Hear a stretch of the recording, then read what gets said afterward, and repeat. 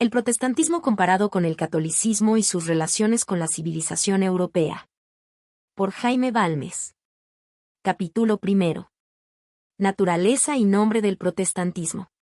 En medio de las naciones civilizadas existe un hecho muy grave, por la naturaleza de las materias sobre que versa, muy trascendental, por la muchedumbre, variedad e importancia de las relaciones que abarca. Interesante en extremo, por estar enlazado con los principales acontecimientos de la historia moderna. Este hecho es el protestantismo. Ruidoso en su origen, llamó desvíe luego la atención de la Europa entera, sembrando en unas partes la alarma, y excitando en otras las más vivas simpatías. Rápido en su desarrollo, no dio lugar siquiera a que sus adversarios pudiesen ahogarle en su cuna, y al contar muy poco tiempo desde su aparición, ya dejaba apenas esperanza de que pudiera ser atajado en su incremento, ni detenido en su marcha.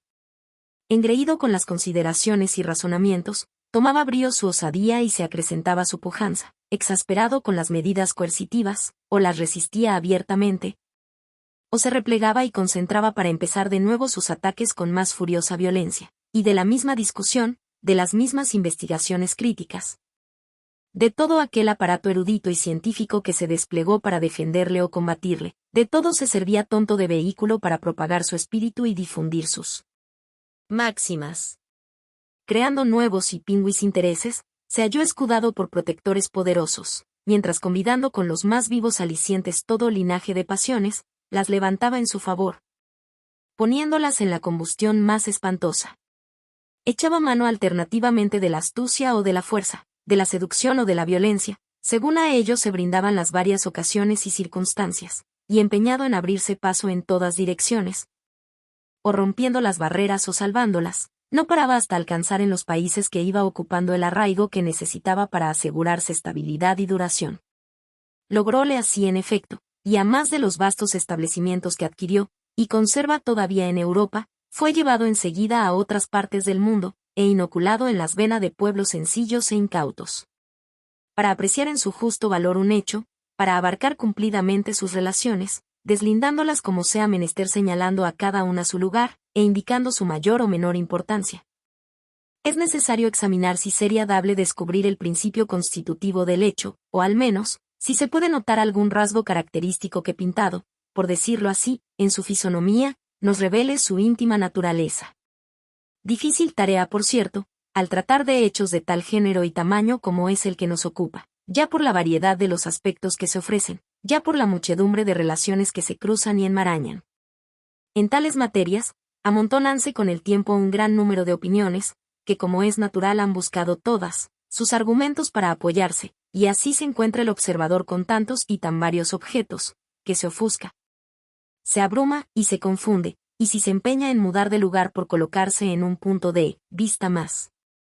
A propósito, hay esparcidos por el suelo tanta abundancia de materiales, que le obstruyen el paso, o cubriendo el verdadero camino, le extravían en su marcha. Con solo dar una mirada al protestantismo, ora se le considere, en su estado actual, ora en las varias fases de su historia, siéntese desde luego la suma dificultad de encontrar en él nada de constante.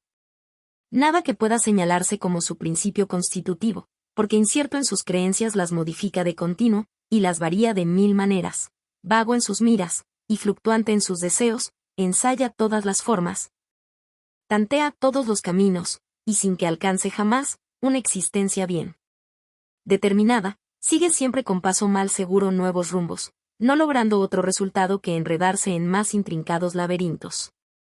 Los controversistas católicos le han perseguido y acosado en todas direcciones, pero si les preguntáis con qué resultado, os dirán que han tenido que habérselas con un nuevo Proteo, que próximo a recibir un golpe le eludía, cambiando de forma. Y en efecto, si se quiere atacar al protestantismo en sus doctrinas, no se sabe a dónde dirigirse, porque no se sabe nunca cuáles son estas, y aún el propio lo ignora. Pudiendo decirse que bajo este aspecto el protestantismo es invulnerable, porque invulnerable es lo que carece de cuerpo. Esta es la razón de no haberse encontrado arma más a propósito para combatirle que la empleada por el ilustre obispo de Meaux, tú varías, y lo que varía no es la verdad. Arma muy temida por el protestantismo, y por cierto digna de serlo, pues que todas las transacciones que se empleen para eludir su golpe, solo sirven para hacerle más certero y más recio. ¡Qué pensamiento tan cabal el de grande hombre! El solo título de la obra debió hacer temblar los protestantes. Es la historia de las variaciones, y una historia de clones es la historia del error. Esta variedad, que no debe mirarse como extraña en el protestantismo, antes sí como natural y muy propia, al paso que nos indica de él no está en posesión de la verdad. Nos revela también que el principio que le mueve y le agita, no es un principio de vida, sino un elemento disolvente. Hasta ahora siempre se le ha pedido en vano que asentase en alguna parte el pie, y presentase un cuerpo uniforme y compacto. Y en vano será también pedírselo en adelante porque vano es pedir asiento fijo a lo que está fluctuando en la vaguedad de los aires, y mal puede formarse un cuerpo compacto por medio de un elemento, que tiende de continuo a separar las partes disminuyendo siempre su afinidad, y comunicándoles vivas fuerzas para repelerse y rechazarse. Bien se deja entender que estoy hablando del examen privado en materias de fe, ya sea que para el fallo se cuente con la sola luz de la razón, o con particulares inspiraciones del cielo. Si algo puede encontrarse de constante en el protestantismo, es este espíritu de examen, es el sustituir a la autoridad pública y legítima el dictamen privado. Esto se encuentra siempre junto al protestantismo. Mejor diremos en lo más íntimo de su seno, este es el único punto de contacto de todos los protestantes, el fundamento de su semejanza, y es bien notable que se verifica todo esto a veces sin su designio, a veces contra su expresa voluntad. Pésimo y funesto como es semejante principio, si al menos los corifeos del protestantismo le hubieran proclamado como seña de combate, apoyándole empero siempre con su doctrina, y sosteniéndole con su conducta. Hubieran sido consecuentes en el error, y al verlos caer de precipicio en precipicio, se habría conocido que era efecto de un final sistema, pero que bueno o malo, era al menos un sistema. Pero ni esto siquiera, y examinando las palabras y hechos de los primeros novadores, se nota que, si bien echaron mano de ese funesto principio, fue para resistir a la autoridad que los estrechaba. Pero por lo demás nunca pensaron en establecerle completamente. Trataron sí de derribar la autoridad legítima, pero con el fin de usurpar ellos el mando, es decir, que siguieron la conducta de los revolucionarios de todas clases, tiempos y países. Quieren echar al suelo el poder existente para colocarse ellos en su lugar. Nadie ignora hasta qué punto llevaba Lutero su frenética intolerancia, no pudiendo sufrir ni en sus discípulos, ni en los demás, la menor contradicción a cuanto le pluguiese a él establecer.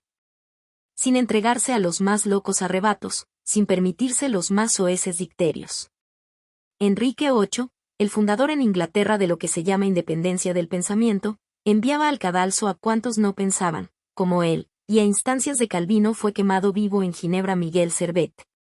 Llamo tan particularmente la atención sobre este punto, porque, me parece muy importante el hacerle el hombre es muy orgulloso.